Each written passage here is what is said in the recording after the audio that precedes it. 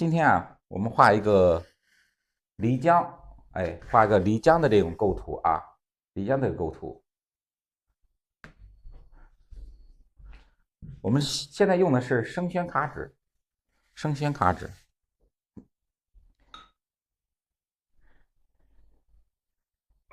我们画漓江的时候啊，你看，这生宣卡纸就是我们这个普通的生宣后边，拖了一层啊，拖了一层以后，它比生宣稍微厚一点，就是这样比较平整啊，这样比较平整。我们画漓江啊，我们今天画个漓江的这个构图啊，漓江的构图。整体上，大家看一下啊，我们整体上，大家看一下这构图。我今天啊，昨天回去以后，先勾了一个草图出来，勾个草图出来。今天我们就按这个草图，我们去画后面这个3尺整张的啊，这是个小草稿，我勾了个小草稿。然后我们后边这个3尺整张就按这个前面的草稿去画啊，草稿去画。这是今天的啊，今天我们所要画的作品。这是个草稿，我们把这个草稿我们去放大啊，放大成3尺整张。这个草稿是个4尺4开的，4尺3开的啊。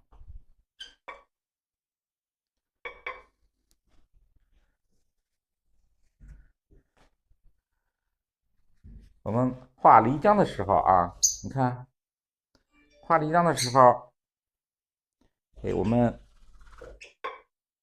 调好墨以后，也是把笔洗干净以后，洗干净以后，笔尖调墨，你看啊，笔尖调墨，调好墨以后啊，先画近景的，对不对？我们先近景的山石。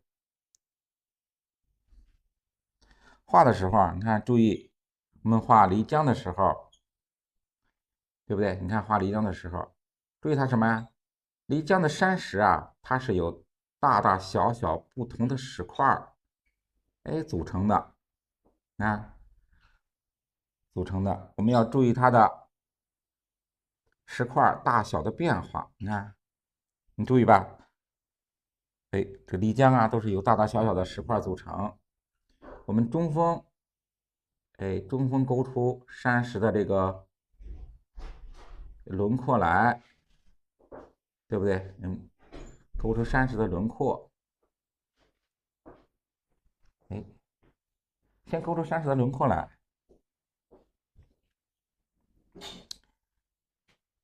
勾轮廓的同时，你看，我们还要把山石的这个里边的小结构，你看，我们也要勾出来。中锋啊，你看，我们要中锋用笔勾这个山石轮廓。中锋用笔。先把山石大轮廓，它是由大小不同的石块组成，对吧？它是大小不大的石块组成。我们中锋啊，中锋用笔勾轮廓、结构，你看，把这结构勾出来。勾的时候啊，你看注意中锋用笔，中锋用笔啊。勾完以后，整体的大小石块的结构勾出来以后，完成了以后啊，我们处理里边的小结构。处理的时候啊，就是中锋侧锋啊。开始我们勾结构的时候，勾轮廓的时候都是用中锋，然后勾这个小结构，你看就可以中锋侧锋，看可以中锋侧锋这样去用。你看这样去画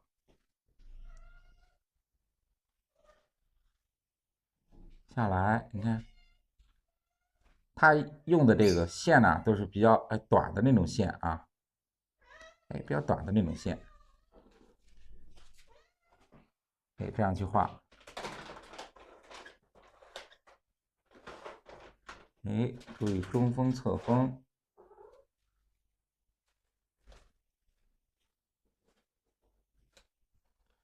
还有个啊，你看画的时候，哎，我们注意线的这种变化。你看线的这种粗细的变化，还有转折的变化啊，哎，转折的变化，哎，转折变化。你看我们这样去处理山石的这个轮廓结构，哎，轮廓结构。蘸了这个墨以后，对吧？我们每一笔啊，哎，把这个笔中的墨一笔画用完它以后，我们再去蘸，重新去蘸墨，对不对？我们重新去蘸墨啊。注意，我们一个是线的变化，再一个就是我们浓淡墨的变化啊。我们常讲这个画的时候，一个是用笔，一个是用墨，对不对？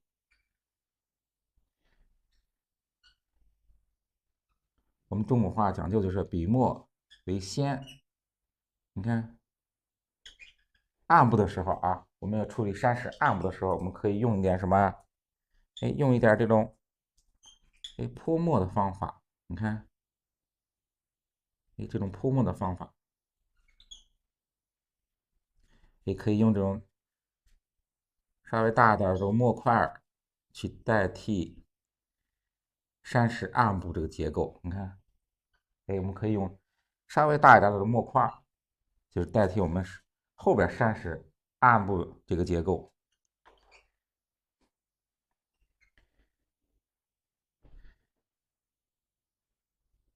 哎，到后面我们处理一些大的墨块，形成个对比啊，哎，形成个墨与线的对比，就是块面的对比。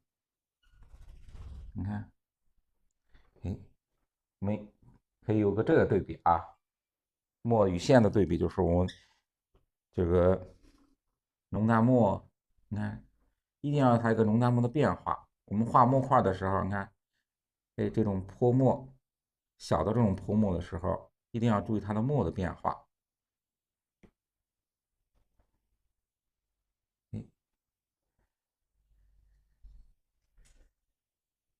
勾完，对吧？你看这个山石，静静的山石，我们勾皴擦完了以后，用淡墨干笔，你看淡墨干笔，我加深一下啊，你看淡墨干笔，我们可以皴擦一下这个山石暗的地方。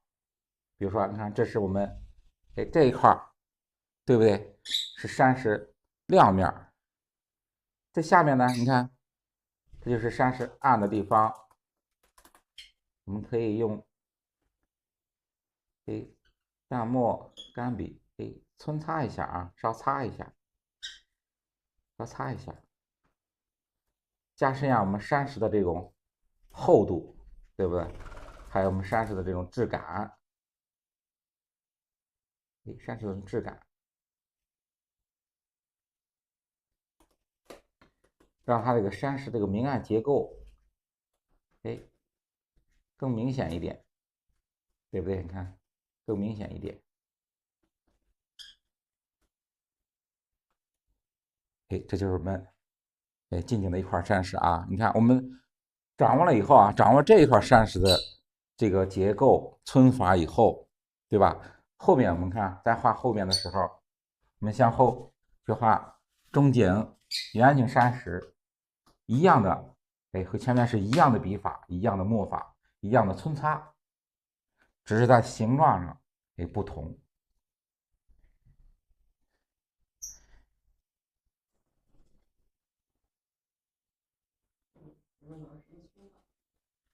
这个皴法，我们这个漓江这个皴法啊，它是这个，你看，主要是一种方块的大小不等的这个方块组成。我们用的这个皴法就是一个是折带，你看啊，折带的皴法就是它这个用笔啊，你看是这样的折带皴。还有一种是小斧劈相结合的，它是这样的啊，折带和斧劈相结合的。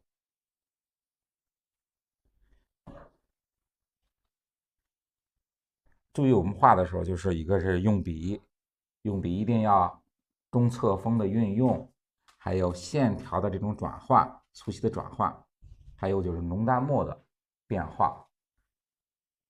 这样我们画出的山石，虽然是它是都是说不等的这种方形石块组成，但是这样你有浓淡墨变化、线的变化，感觉出来了以后不是那么呆板，对不对？你看有时候我们画这种方形结构，你看我们在画一个后边山石结构的时候，你看啊，先也是中锋啊，你看中锋勾出来，勾出山石的这个大致的结构，先勾出来，你看我们先把这个轮廓，这个山的大致轮廓勾出来，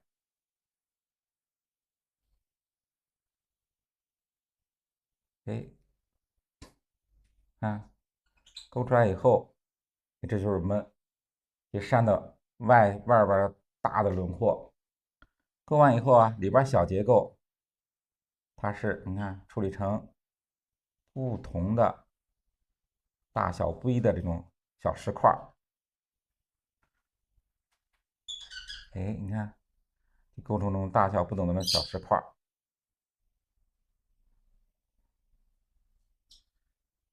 勾的时候也是，你看长短线的变化就长短线，有横的，有竖的，对吧？这种线，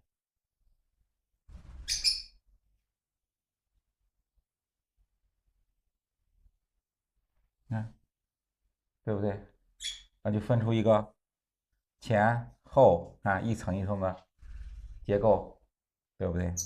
就是我们画这个大小不等的这种方块形状就可以。你看啊，勾完以后，中侧锋，去扦擦一下，封完大小结构，然后再扦擦，再扦擦一下，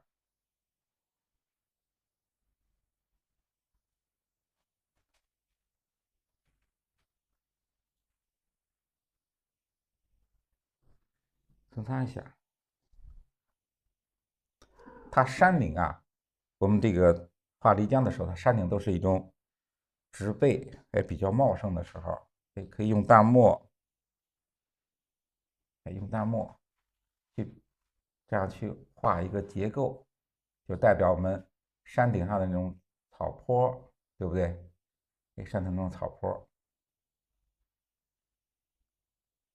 让它和下边的线啊，你看融合一下，融合在一起，融合在一起。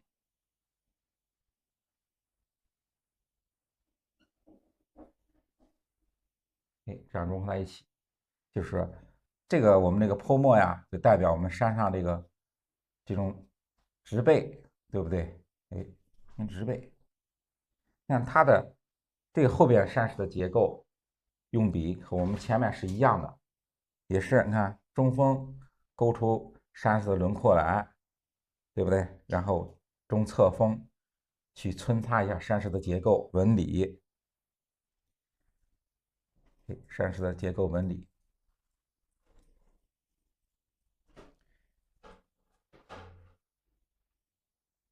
注意山石，你看这种结构，下边就是靠近水的地方啊，你看下边就是水面，我们留白的地方，就是水面，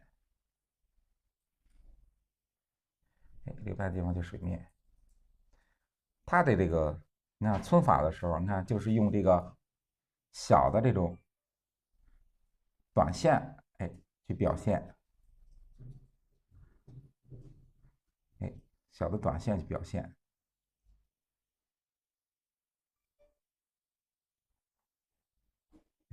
勾完以后，淡墨皴擦，加深一下我们山石的这种厚度，给加深一下山石的厚度。这是亮的地方，我们不用加，加在这个山石结构线的后面，加在这个地方，增加一下山石的厚度，还有它的质感，山石的质感，这种粗糙的这种山石的感觉，稍微再皴擦一下啊，你看，这就可以。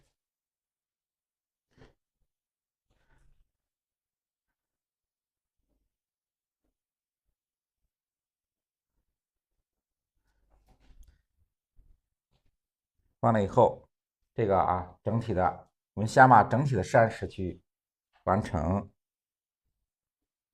整体的山石去完成。到后面的时候也是我们调好墨以后，在笔尖，笔尖地方，你看近景、中景，山石完成以后我们画这个远处这个山峰，你看每一块近景、中景，它的山石，对不对？都是有大小不同的这个方块石头，组成，对吧？你看大的、小的这种方块石头组成。它这个土质的山比较少，都是这种裸露的山石比较多，所以说我们要把这个山石的结构描写的清晰一点，清晰一点。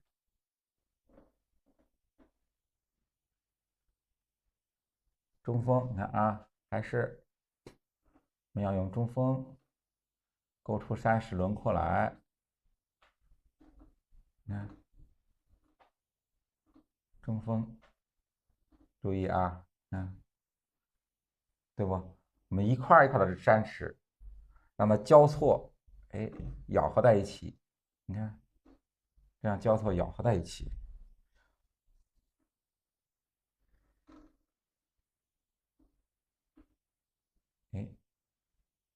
过来，你看这样一个结构，让它互相这样交错在一起。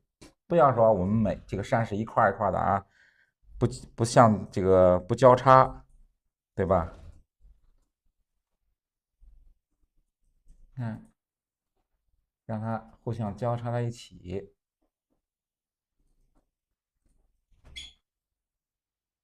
下来，你看，这样去画这样去画。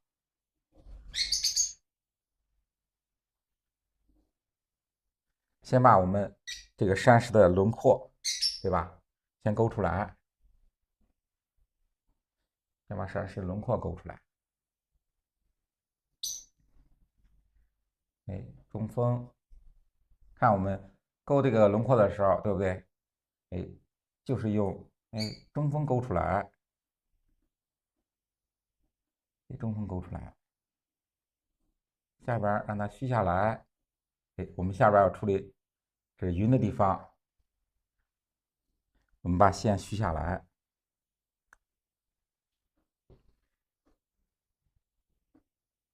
那整体的我们把整体的山的一个大小不同的石块结构，我们先勾出来，然后再进行细致的皴擦，进行细致的皴擦。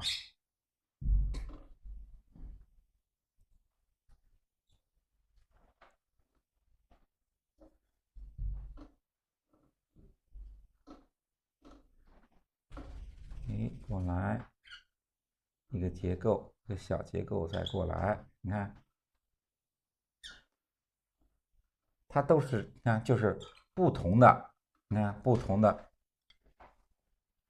石块，大大小小的石块，组织在一起，形成一个山峰。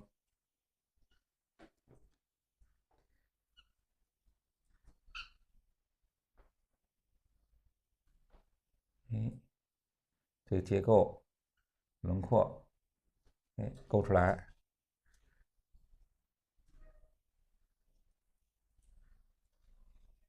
勾出来以后你看我们勾出来以后，开始用中侧锋，中侧锋去皴擦，也是啊，前面的结构，你看我们勾完以后，就应该明白这是前面的结构，这是后面越向后，这是的啊，这样一个结构，中侧锋去画里边的皴擦，中侧锋是画里边的皴擦，表现我们山石的纹理啊，山石里边的纹理。下来这个结构的时候向下去皴，你看，向下去皴。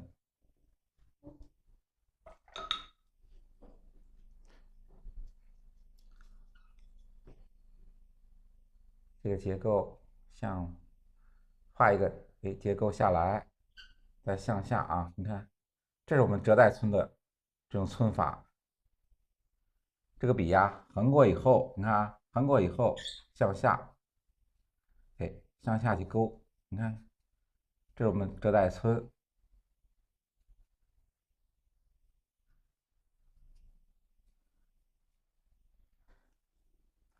它这个我们画这个漓江的时候，它的结构啊，对吧？它山石结构比较多，比较多。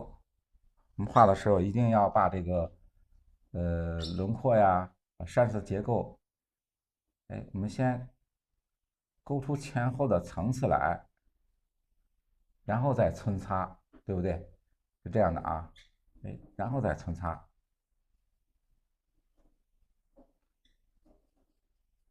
到下面让它虚下来，你看啊，到下面，下边的是我们这是云的地方，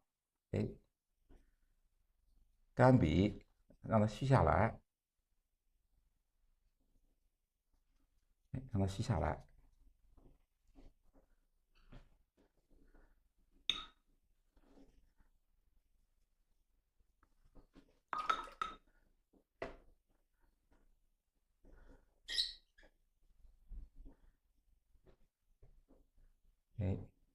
你看到暗部的结构，你看里边有小结构的时候啊，到暗部的结构的时候，我们这个可以用一点侧锋，你看勾这个结构的时候都是用中锋，对不对？到我们这个皴擦表现山石纹理的时候，还有山石暗部的时候，你看我们就用侧锋，去皴擦，要注意我们中侧锋的这个运用啊，你看中侧锋的运用。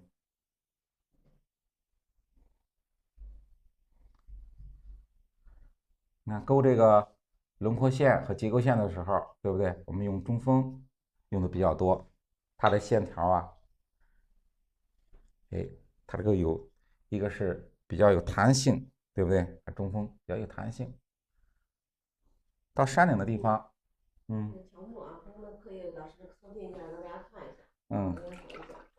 你看我们调墨的时候，把笔我们洗干净以后啊，看，对。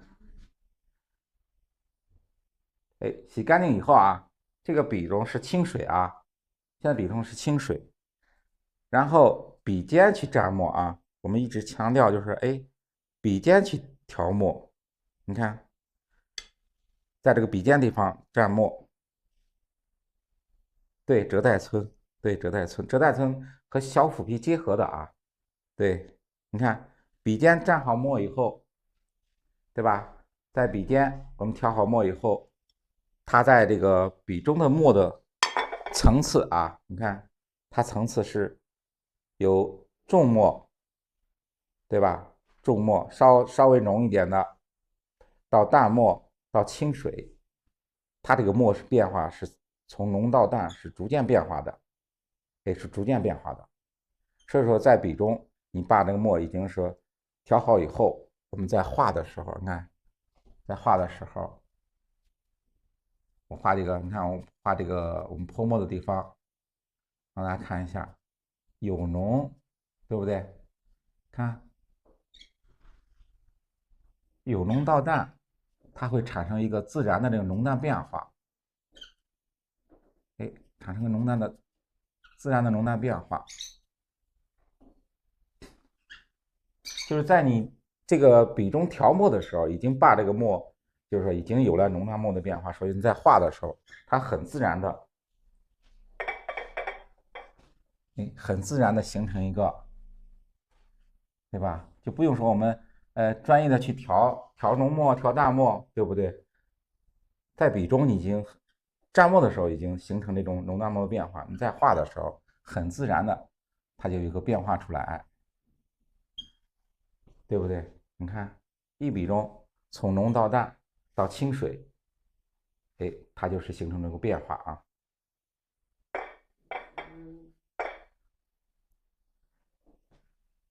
对，我们下面这个植被啊，就用这个泼墨的方法去表现，可以用你看用稍微浓一点的墨泼淡墨，或者用淡一点的墨泼浓墨，这样去泼。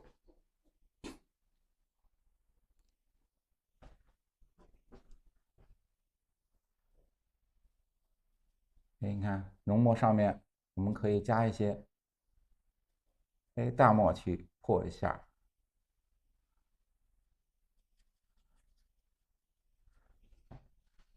互相去泼就可以啊。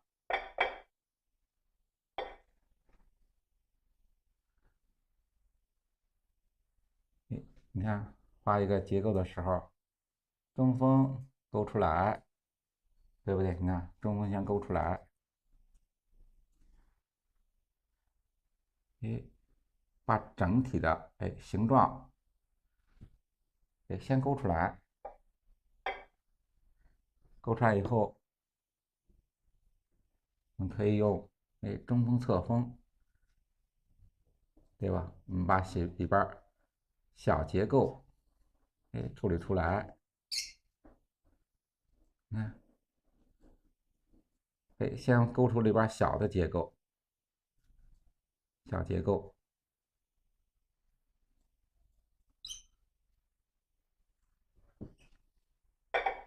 到暗部的时候，啊，那到山石暗的地方，我们可以用这个，对吧？也可以用这个浓淡墨，去，哎，对，浓淡墨去表现一下。你看，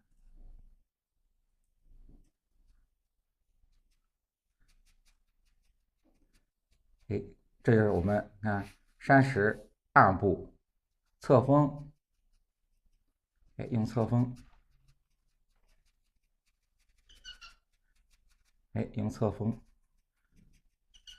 加深一下我们山石的这个明暗关系，明暗关系。这个擦的目的啊，你看皴擦的目的，一是为了表现我们的明暗关系，一个是为了我们加深山石的厚度，山石的厚度。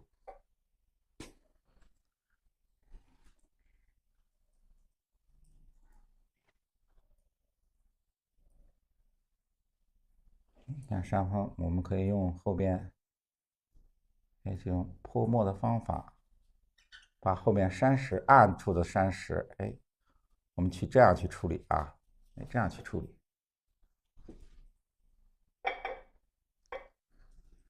你看，你蘸了墨以后，上面从浓到淡，在你笔中，对吧？就产生这种变化。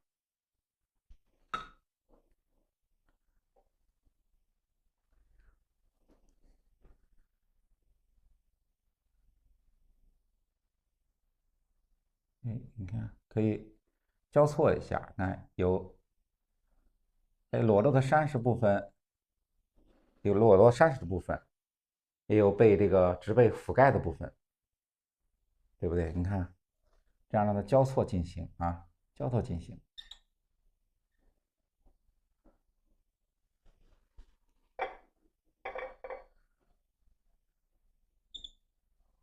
让它注意我们这个植被啊和我们山石这个交叉的地方，让它衔接在一起，让它衔接在一起。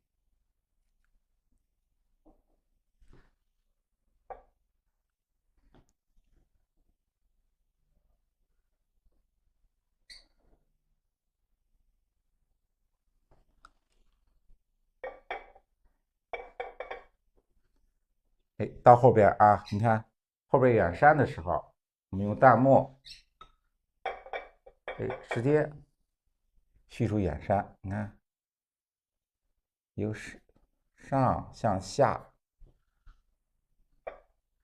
由上向下，直接虚出远山。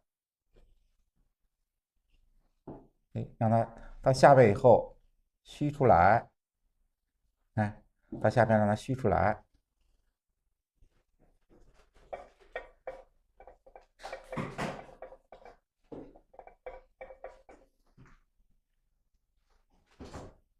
哎，山顶的地方，哎，让它有一点植被去覆盖。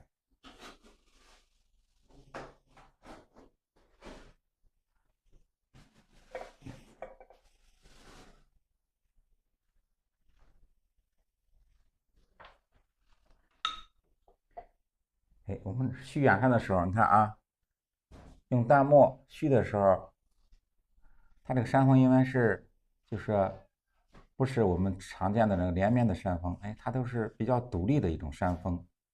哎，所以我们虚的时候，你看，对吧？它都有这种哎比较单独的山峰，它们没有连在一起啊，没有连在一起。我们到后边，哎，到后边我们上色的时候，用云，哎，用云雾，哎，把它连在一起。哎，我们用云把它连在一起。下边让它吸下来，你看到下边，哎，用清水，哎，我们可以用清水啊，把这个淡墨吸下来。哎，这是我们远山啊，远山。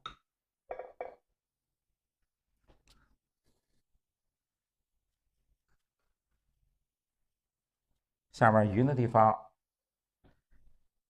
淡墨，哎，淡墨干笔，你看，淡墨干笔，哎，也把云的这个地方，哎，稍微的虚一下，稍微的虚一下。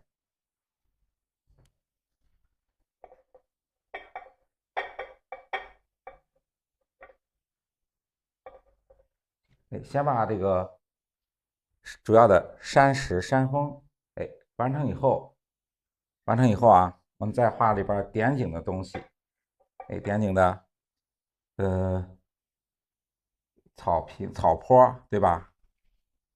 草坡，还有我们的建筑，还有小船儿，哎，我们在后面去加啊。你看，我们先把这个小房子画出来，先画个小房子。它这个江边的房子也是啊，我们江南的房子很相似。你看，哎，这种小房子啊，也就是我们常画的那种江南的房子，是很相似的。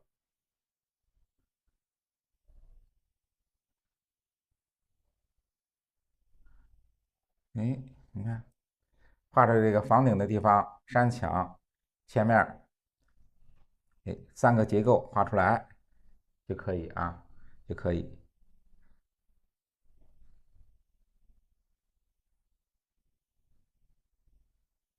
哎，你看小房子，我们先把小房子安排出来，再画下边草坡的时候也是啊，画草坡的时候中锋用笔，用一种比较哎圆润饱满的线条勾出来，看勾出来，也不要勾那种平的那种线过来，哎，让它有个哎这种曲折的变化，对不对？一个曲折的变化，这样画出来这个草坡啊也比较自然，比较自然。也靠近山的地方，小的碎石，哎，加一点小的碎石。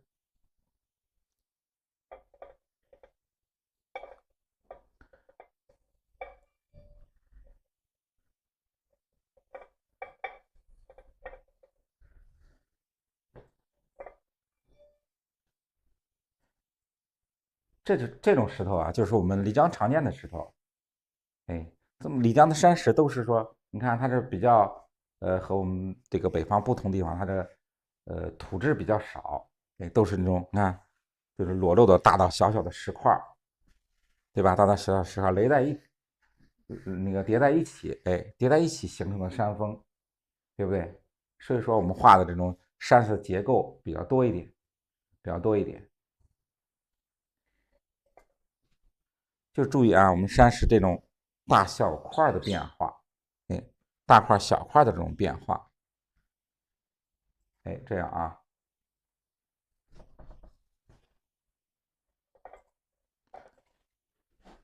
然后看我们画这个小船的时候，近景的啊，你看近景，先画一个小人儿，哎，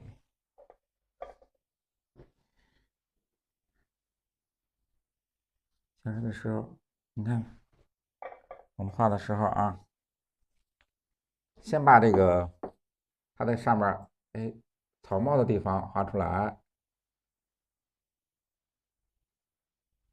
哎，练习这个下来，上身，然后下面我们可以用墨涂一下就可以啊，涂一下就可以。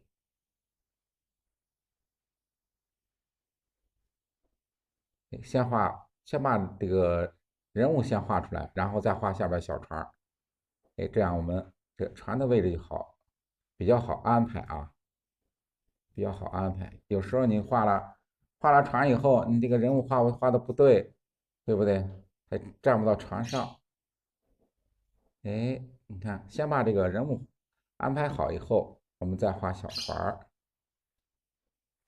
哎，这是我们漓江上见的那种竹筏，对不对？就竹排。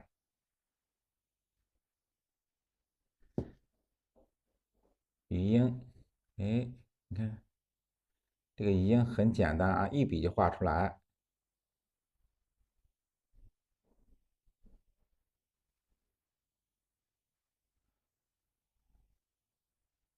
哎，你看啊，哎，这是我们点景的啊，点景的小人物。还有漓江上常见的那种船，和我们平常的渔船又不一样啊，它是比较瘦长的一种这个船型。你看啊，这种船画的时候也是，它也有船篷，哎，它也有船篷，但是它的船呢，哎，是那种瘦长的，哎，瘦长的船。你看这样啊，也是先把上边船篷的位置先安排出来，先安排出来，它有一个侧面结构，然后船身，嗯，它是比较细长的那种船型，对吧？和我们前两天画的这个江南的渔船乌篷船，对吧？它是不同的，哎，不同的船型，哎，不同的船型，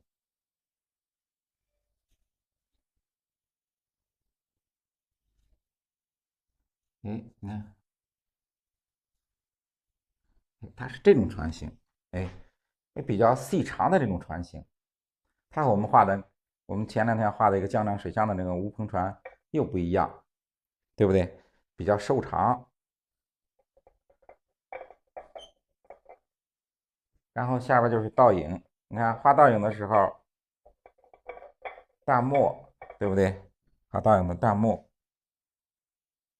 侧锋，你看啊，画倒影的时候，画笔呀，你调好淡墨以后，哎，侧锋去画，你看啊，侧锋去画倒影，哎，下来，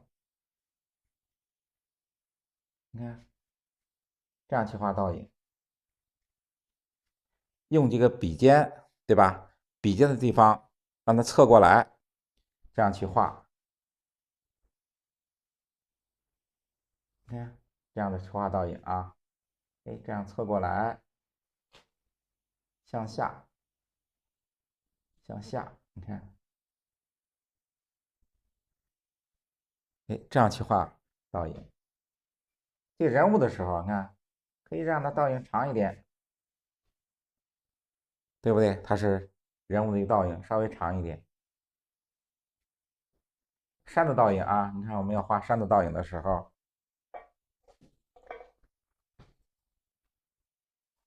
沿着山脚的地方，沿着山脚的地方向下，淡墨，你看这样去画，要比我们画船的这个倒影要长一点，对不对？要长一点。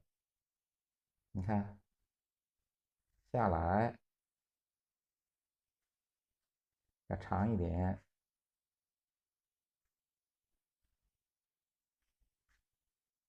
对不对？你看画的时候啊，让它把这个倒影的这个长度拉长一点，你看拉长一点，稍拉长一点。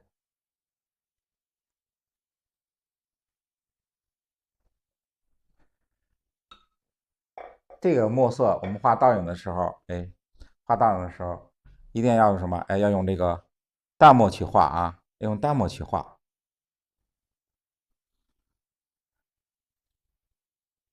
不要用重墨。你看，一定要用淡墨去画这个倒影。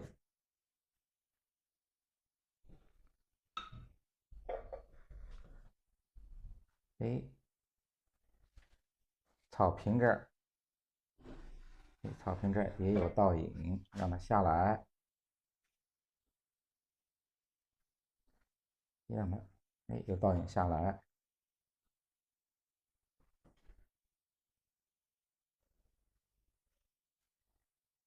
你看是不是？我们画山的倒影的时候，哎，让它长一点，对吧？让它长一点。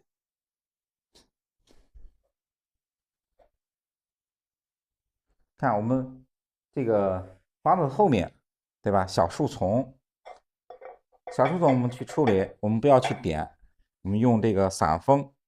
你看，给大家讲一下这散锋的运用。我们把笔尖的地方蘸一点墨以后，你看，蘸一点墨以后，我们调一下，调一下以后啊，哎，在这个墨盘里边，我们摁一下啊，你看，摁一下，摁的时候，我们就是说把笔转一下，啊，往后边是吧？看啊，蘸了墨以后，摁一下，再转一下笔，你看啊，转一下笔，把笔锋，对吧？让它散开啊，散开，散成这个程度。我画后边建筑后边的这个小树丛，你看啊，点的时候，哎，你看这种散锋出来的这个点，对不对？这样比较自然，哎，比较自然，哎，这样去点一个这个建筑后面小房子后面的这个树丛，你看，哎，点一个这个树丛，哎，用散锋，对不对？你看，哎，这种散锋，哎，这样去点，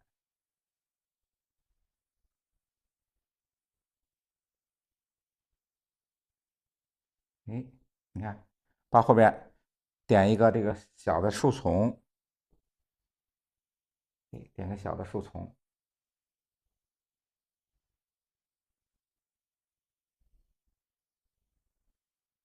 你看我们画这个现代的这个作品的时候，用这个散锋用的，有时候说，比如说点一些树、小丛树或者是点叶树的时候，会用上这个散锋。还有我们在这个，你看我们山石这个山形上面的植被的时候，你画植被的时候，也常用这个散锋。你看，趁它湿的时候，我们可以用散锋，怎么样？你看，我们可以点一些，哎，植被，对不对？哎，这样去点，就比我们单独的用那个点子点出来，哎，丰富，对吧？丰富很多，然后它也有变化，对吧？它也有变化。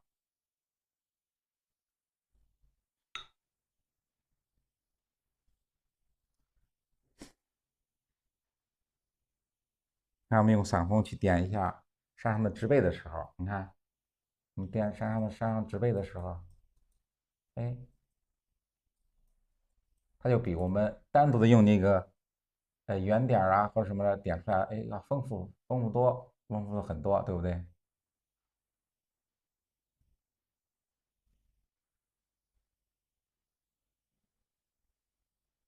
哎，你看，要丰富很多。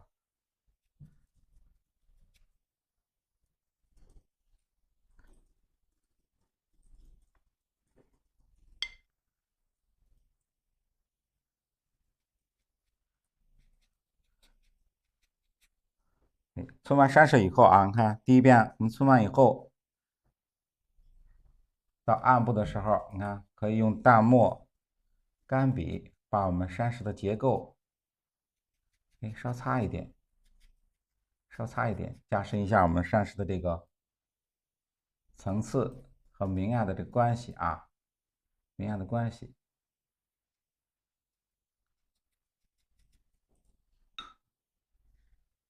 哎，存在我们对吧？擦在我们刚村的地方，用淡墨，你看加深一下，加一下山石的厚度，还有它的一个明暗关系。哎，加在这个地方，哎，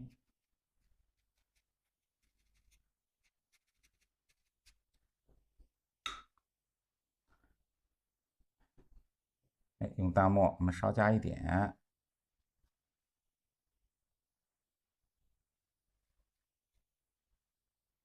哎，少加一点。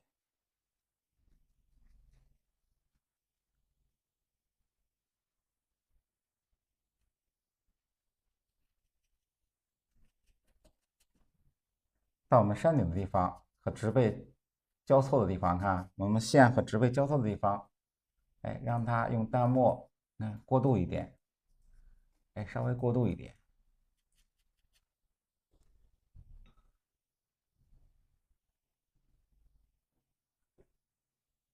哎，稍微过渡一点，让它融在一起啊，不要说墨就墨是墨，它这个线是线，哎，让它结合在一起，你看，让它结合在一起，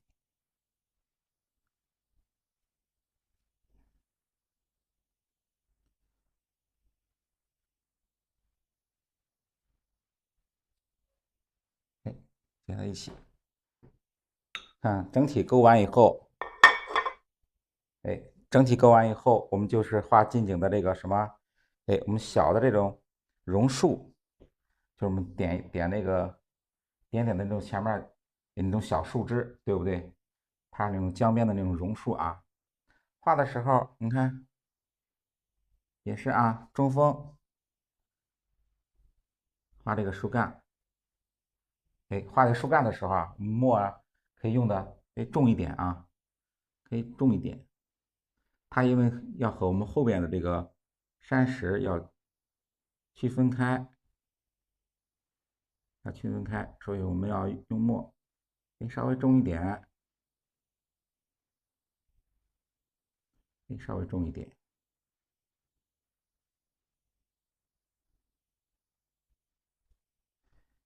哎，你看它是这种树的结构啊，它也是我们常见的，也是这种向上的那种鹿角枝的一种，哎，它是一种鹿角的这种变形，对吧？它不是传统的我们常见的那种鹿角枝，它也是向上的，对不对？它的枝也是向上的，只是形状不一样啊。它也是看，它也是向上的，只是形状不同。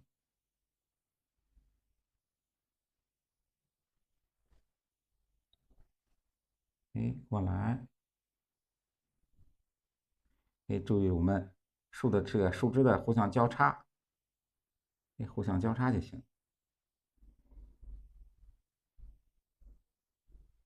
一个是树的互相交叉，然后就是墨的变化，你看，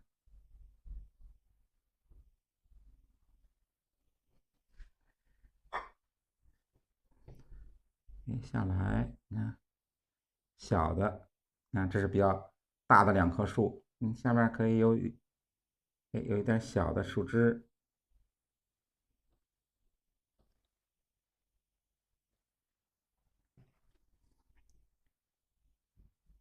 小的这种树枝，看树干，我们可以让树干稍的让它粗一点，对吧？你看让它粗一点，再过来，你看随时我们可以让它长出来，有个变化，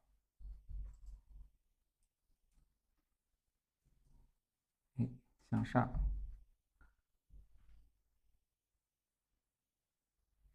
你看勾完以后，我们到上色的时候就可以直接在这个树枝上面去点颜色就可以啊。就是我们画这个树枝的时候，你看用墨呀，对不对？要稍微重一点，要稍微重一点，稍微重一点，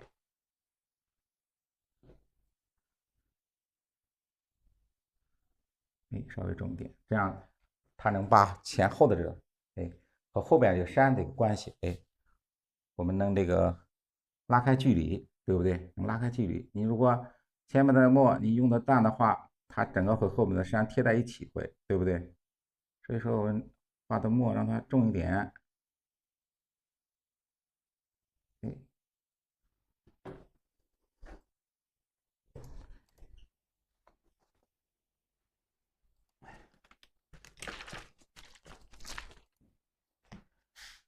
等墨稿干了以后，我们上色啊。上色的时候，我们需要这个画面染匀的地方比较多，我们要把这个画面打湿一下啊。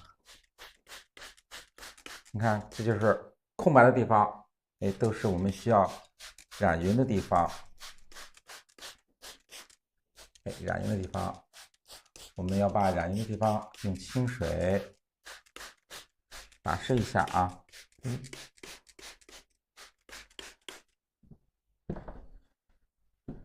轻轻打湿一下。打湿了以后啊，打湿以后我们用这个宣纸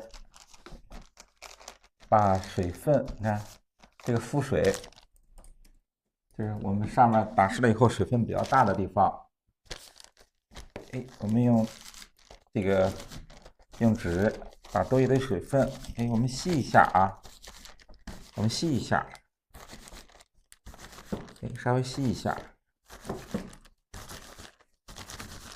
稍微吸一下。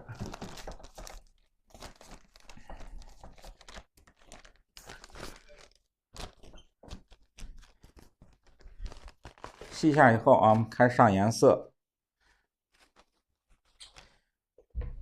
这个画的我们漓江的时候啊，上颜色，它也是这个小青绿的一种啊，但是它是就现在的这种染色的方法。现在染色方法啊，不用赭石啊，我们第一遍不用赭石，用什么？看啊，我们用花青和藤黄调在一起啊，花青和藤黄调在一起，调一种浅绿色，调一种浅绿色。尖毫，我就用我这个里边的尖毫笔啊，你看染的时候先用这个花青调藤黄调的这个浅绿色，哎，先染一遍啊，先染一遍，哎，先染一遍，用这浅绿色先上一遍啊，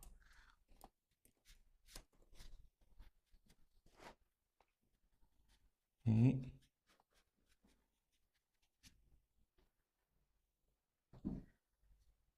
这是藤黄，对不对？调的这个浅绿色，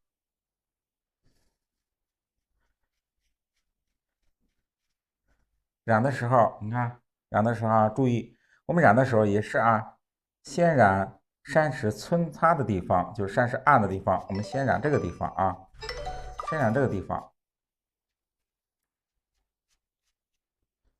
先这个地方，哎，亮的地方，对吧？我们让它自然的，因为打湿了以后，对不对？打湿了以后，整个画面我们是湿的啊，哎，整个是湿的，然后让它自然的向这个亮的地方，哎，过渡一下。哎，过渡一下，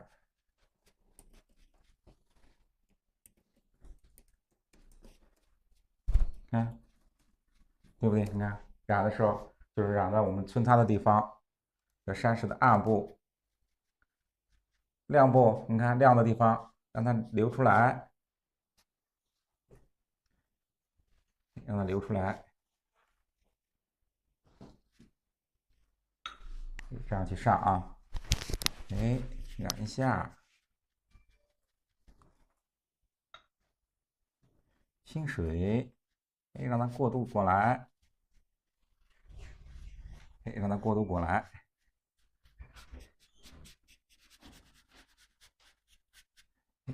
看，先染第一遍啊，这是底色，我们用浅绿上一遍底色，哎，上一遍底色。哎，上完底色以后，对吧？染匀，我们开始染匀的地方。哎，染匀的地方，染匀的时候，你看啊，花青，对吧？我们花青里边加一点淡墨，哎，稍加一点淡墨。底色是看，给大家再讲一下，底色是花青，看啊，花青、藤黄调一个浅绿色啊，浅绿色，对吧？花青藤黄，对对对，调一个浅绿色。浅绿色以后打底色的时候，你看，整体我把山石的地方用这个浅绿色，整个对吧？打一下，下边染匀的地方，你看啊，染匀的地方，花青调一点淡墨，对吧？调淡墨，调这种，哎，墨青色，哎，墨青色。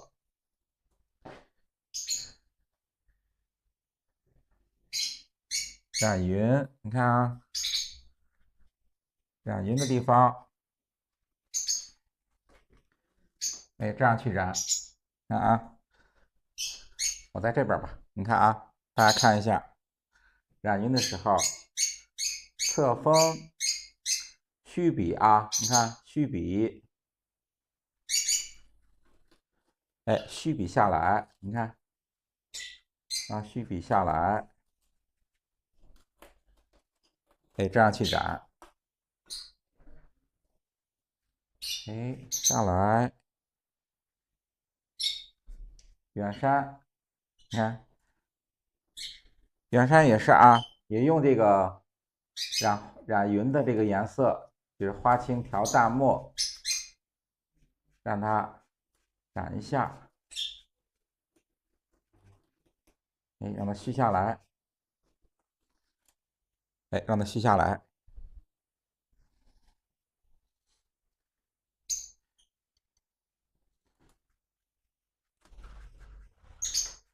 哎，上面淡淡的下来，让它淡淡的虚下来。你看我们染匀的时候，打湿了以后，你看很自然的，它有一个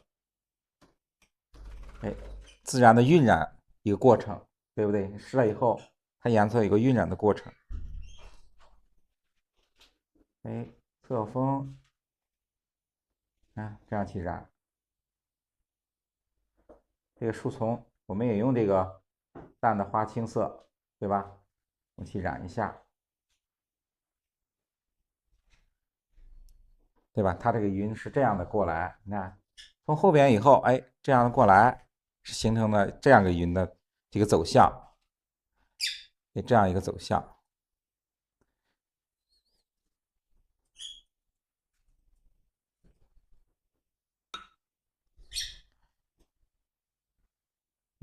远山，下来，你看，这样下来。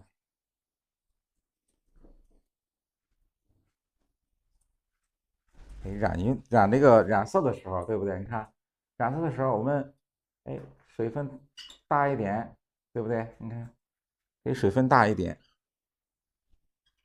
这样染就可以。你看，把匀的地方让它虚出来。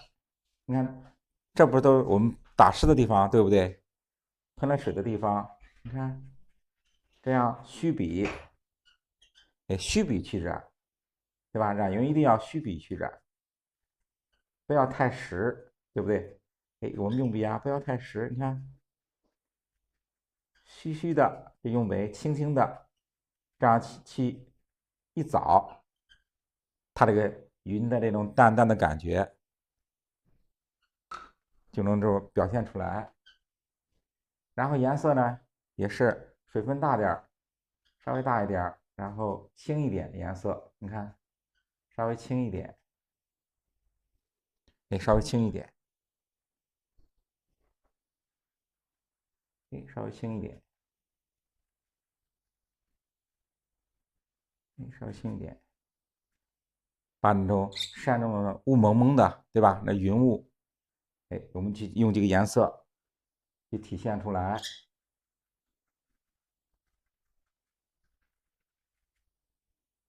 倒影，看倒影是什么颜色，对不对？还是这个啊，我们画倒影还是用这个花青，调一下淡墨，这个颜色就可以。花青，看调一点淡墨，还是这个墨青色，对不对？我们还是调成这个墨青色，去画这个倒影。你看，我们去画这个倒影，倒影的部分也是我们有了这个墨稿的倒影，就顺着这个淡墨的倒影，向下去染就行。你看，我们这样就去染就行。染的时候吧，我们这个颜色的这个面积可以比这个淡墨大一点，对不对？你看，可以大一点，形成一个上面颜色稍微重一点，到下边，你看，到下边让它淡下来，这样一个墨色的颜色的变化，你看这样，到下边让它淡下来，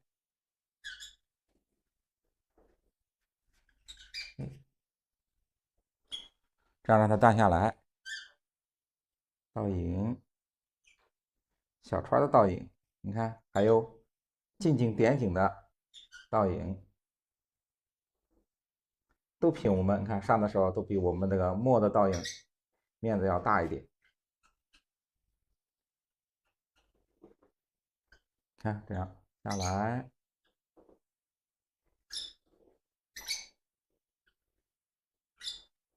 这样下来，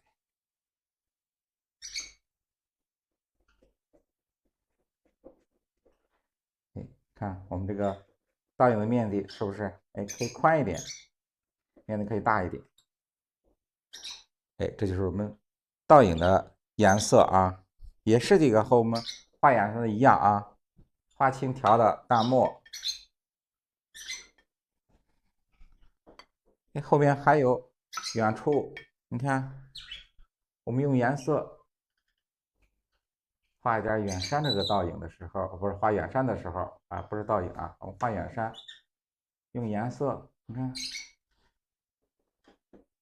也是啊，画成一座座的山峰。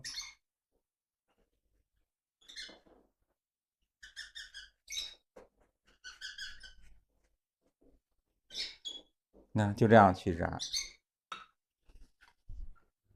这是后面的啊，你看是后面的山峰，淡淡的一点，对不对？淡淡的一点就可以。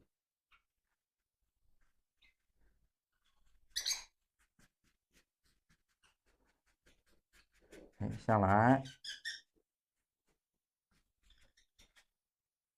这是我们倒影、远山，对吧？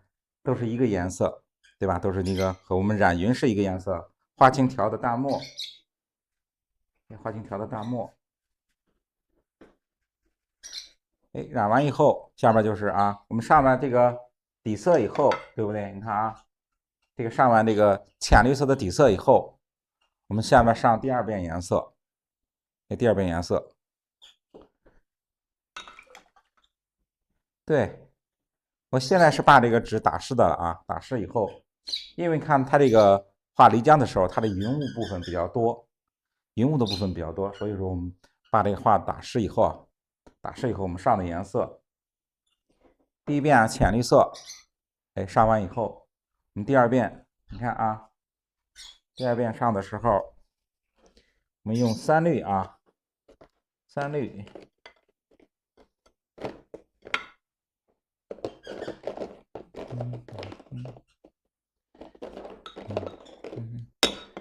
用三绿，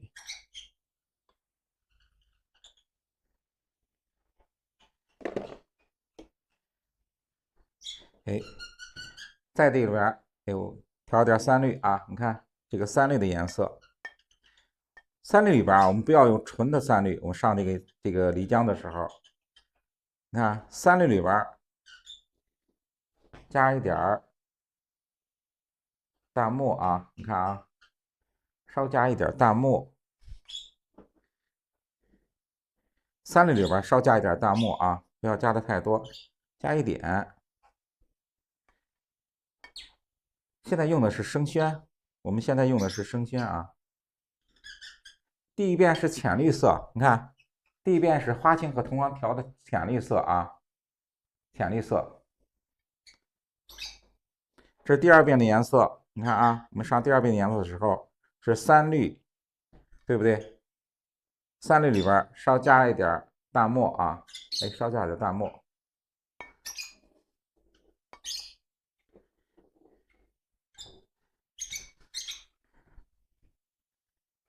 加在我们第一遍的上面，你看啊，这样去加，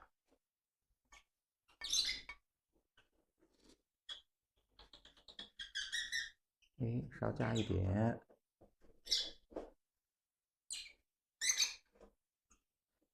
稍加一点，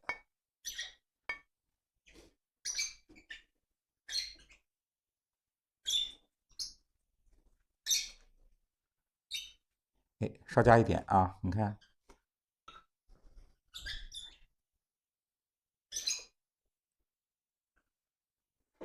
加一点。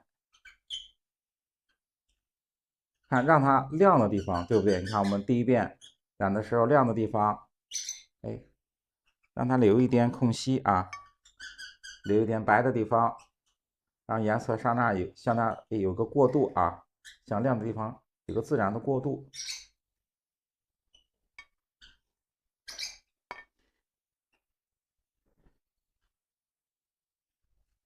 上来，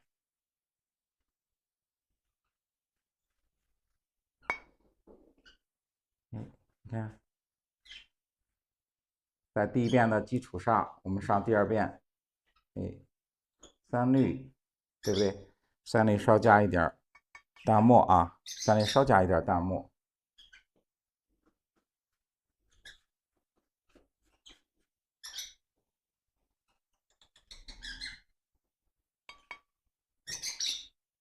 稍加一点淡墨，你看。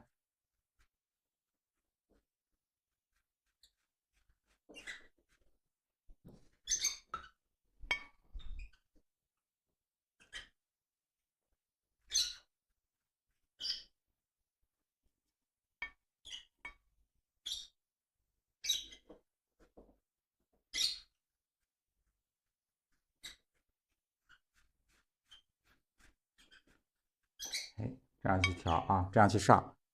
哎，上的时候啊，你看不要用单纯的三滤啊，我们不要用单纯的三滤。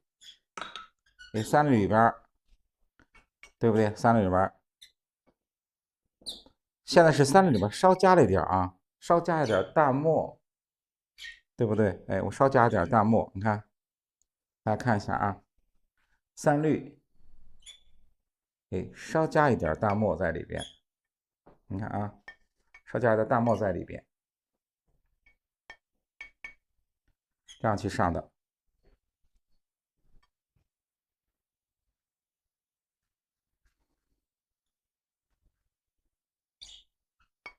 上来一点儿，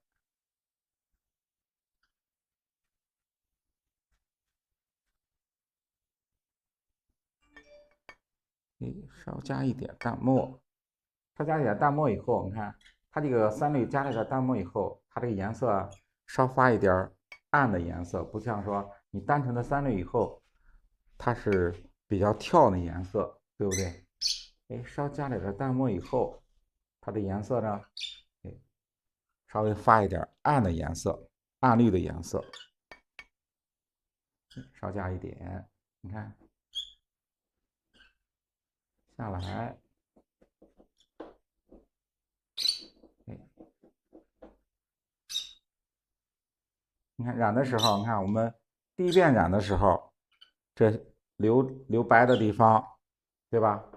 留白的地方，我们第二遍上的时候还把它留出来，你看留出来，就是这是它山石也比较亮的地方，就是让它暗下来，一个颜色的一个对比啊，一个颜色的对比，让它有个自然的一个变化，由深到浅的颜色一个过渡变化。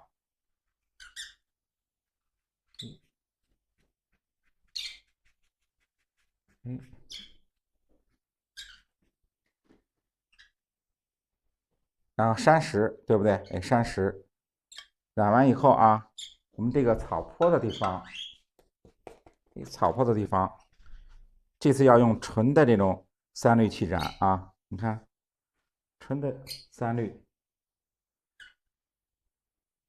哎，你看，啊，纯的三滤去染在草坡的地方，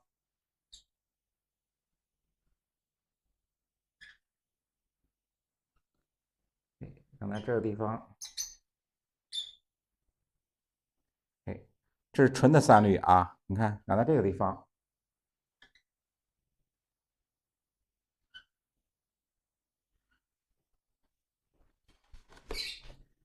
哎，下边就是我们画这个小船儿，对不对？看小船儿，赭石。你看，我们画这个小船的时候，也要在赭石里边稍加一点淡墨，稍加一点淡墨，稍加一点淡墨。你看，哎，让这个船呢发那种赭墨色，就是说赭石里边加一点淡墨。你看这个颜色啊，这个赭石出来了以后啊，它比较稳。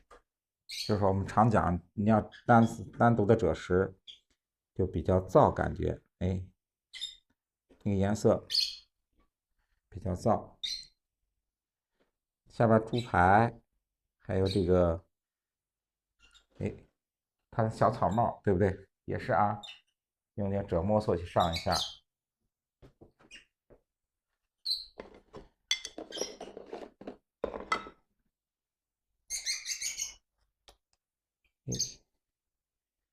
小房子，你看后边建筑可时、淡者时染一下，你看，对不对？用淡者时，哎，稍染一下。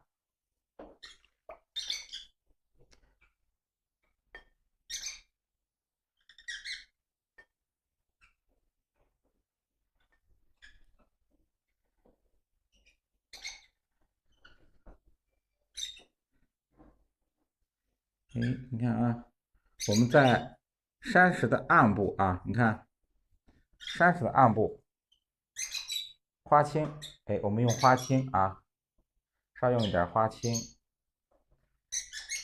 淡淡的花青，对不对？你看，在山石的暗部啊，你看这是暗部，亮部我们不要动啊，亮部还是这个我们36条的这个大墨里边还是这个颜色啊，在暗部我用淡花青染一下啊，染一下。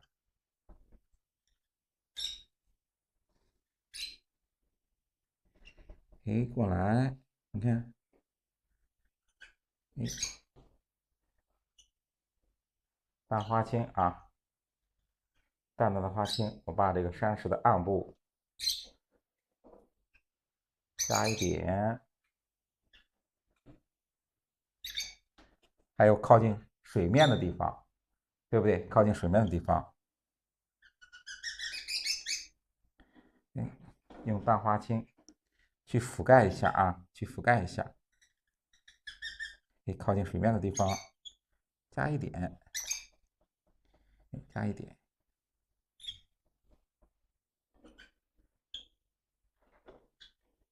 加一点，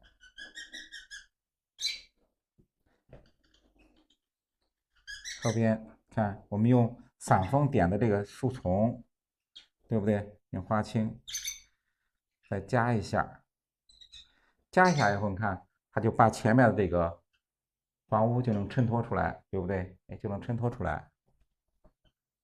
然后上面植被的地方，对不对？植被的地方用淡花青去渲染一下啊。它因为上面是我们是这个淡墨的地方，画植被的地方，哎，用淡花青做一个渲染。在渲染的时候干了以后，对不对？干了以后，我们在上面还要加一些小树，还有点彩。这等干了以后啊，我们再去加。干了以后我们再去加。到最后你看，到最后山石上点胎，又要等它完成以后啊，我们才去上颜色，不是再去点胎，不是上颜色啊。等它颜色干了以后，我们再去点胎。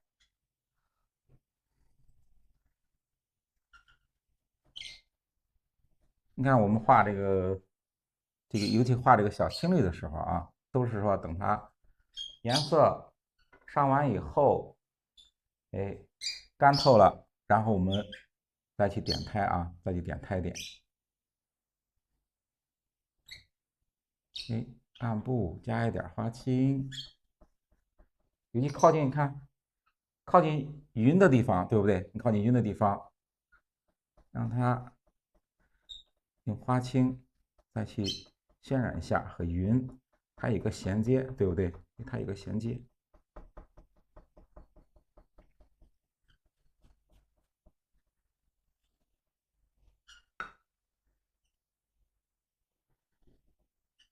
倒影，你看啊，我们倒影也是下来，花青啊，是淡花青就可以。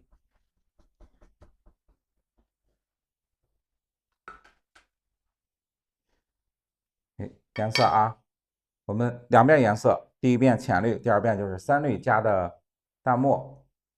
这是整体的啊。现在你看湿了以后，它颜色比较重啊。等它干了以后，就说颜色要比现在要浅一些啊，要比现在浅一些。所以说我们上颜色湿的时候啊，让颜色稍微的让它重一点，重一点。等它干了以后，就能达到我们想要的那种颜色的效果啊，稍微重一点。就想上的颜色，比如说我想达到什么颜色，给你上的稍微重一点，干了以后就是刚好是能达到你想要的那个效果。这个点液的地方，等它干了以后，我们再去点，把我们这个上完颜色以后，我们加一些胎点就是我们这个漓浆，稍加一些胎点，在山石上面稍加一些胎点。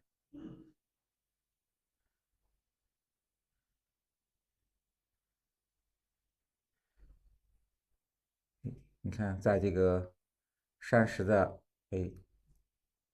明暗交界的地方，我们加一些胎点。加胎点的时候，我们那个墨呢稍微重一点，对不对？你看稍微重一点，要加一些胎点。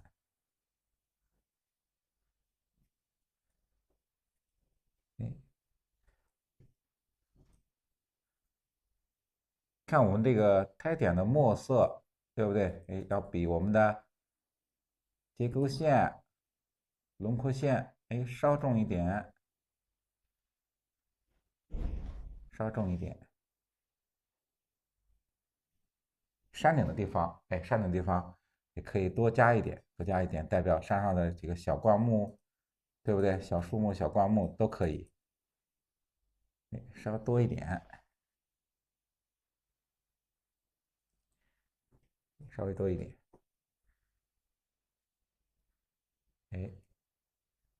结构线上有一点，山等地方我们就可以用这个竖的这种胎点，竖的胎点去点一下就可以。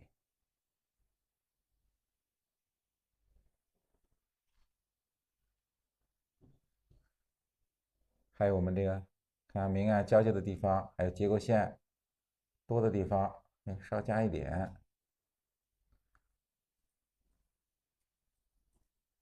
稍加一点。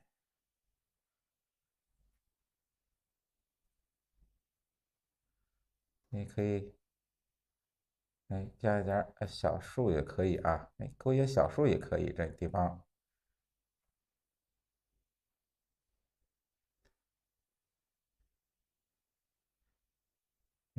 稍加一点。然后看我们原来上颜色的地方，因为这个画面比较湿，我们可以修改一下，在上面这个印出赭石的地方，我们稍加，再稍加一只船，看在你后面我们再加一个小船，也把赭石的这个印出赭石的地方，稍变一下，稍变一下。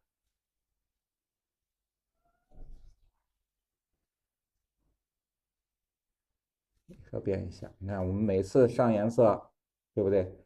有时候我们后期要调整的地方，需要等它干了以后，就是因为有时候它画面太湿的话，这个颜色，对吧？就会印出它的画面，所以我们等着它干了以后，对不对？再做一下后期的调整。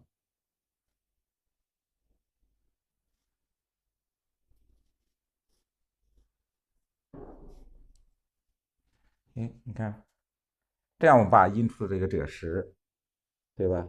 就能掩盖住。你再画一艘这个小渔船或者这个江上这个渔船，你看，你可以加一个在船上加个这个点景人物，点景人物下来，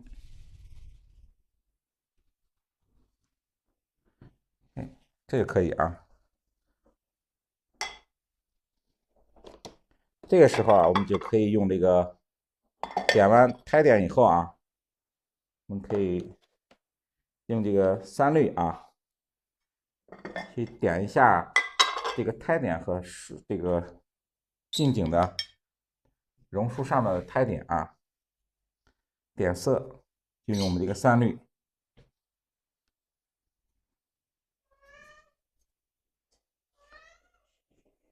单纯的3滤啊，看，单纯的3滤。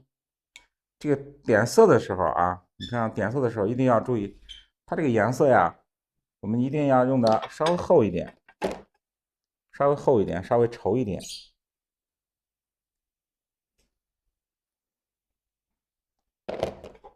稍微让它稠一点，稍微厚一点啊。看，直接调出来以后啊，用笔直接去点这个近景这个小榕树，对吧？这样的这个叶子啊，直接用颜色去点，直接用颜色去点。颜色一定要，你看，一定要稍微的厚一点儿，也不要太稀，也不要太稀啊。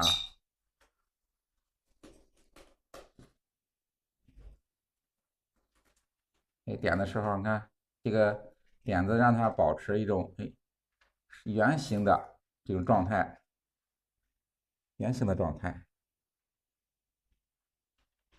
然后有大有小，你看点的时候，这个叶子啊，我们可以点的有大有小的啊，稍微有点变化，稍微有点变化，就随着我们这个笔啊，对吧？稍微有点变化就可以。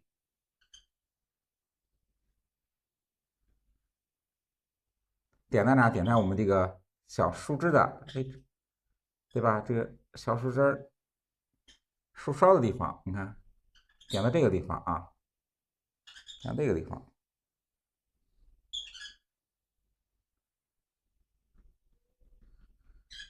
点到这就可以。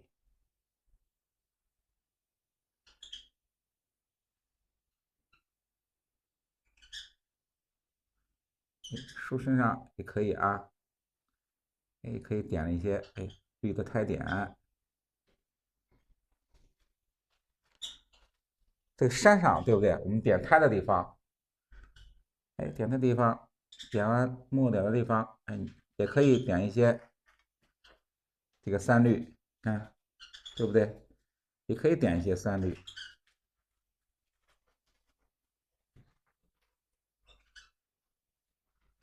近景的小树，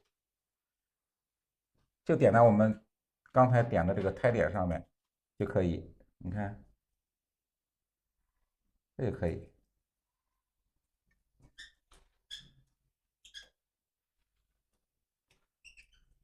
如果干了以后啊，你看，如果我们点完以后，觉得颜色，呃，还是说比较这个薄的话啊，薄的话，等它干了以后，我们再去点一遍颜色就可以。你觉得说我点不了那么厚，对不对？你可以干了以后你再点，都可以。点的时候就是这个3滤，不要加别的颜色啊，3滤。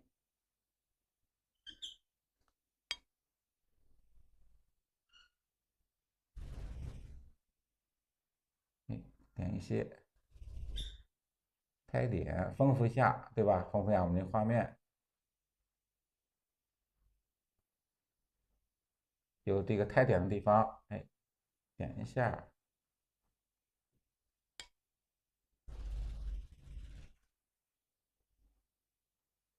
你看干了以后，觉得颜色浅，我们再去稍点一下，稍加一下就可以。下边就是赭石的，就是我们传的地方，对不对？传的地方用赭石，用赭石我们上一下，淡赭石，淡赭石，但是里面我们稍加一点墨色，哎，稍加点墨，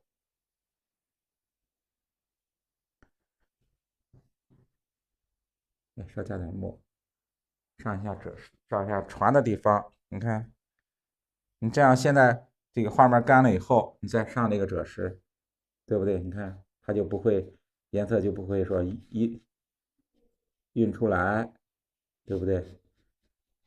所以说我们上水面的时候，船的地方一定要等它哎干了以后，我们再去染船的这一部分啊。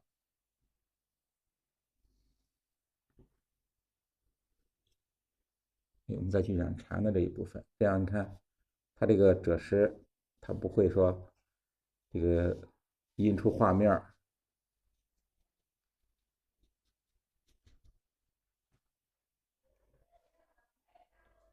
哎，人物的地方稍染一下啊，也稍染一下。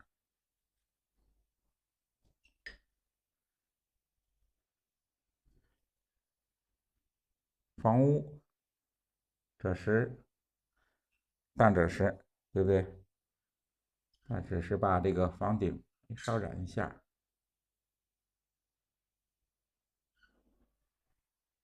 稍染一下。这也是我们当时染的时候，哎，画面比较湿，染的颜色，你看，哎，整个它把这个小房子，对吧，都印的看不见的颜色在哪儿？哎，一定要等它干了以后，哎，我们再去上颜色。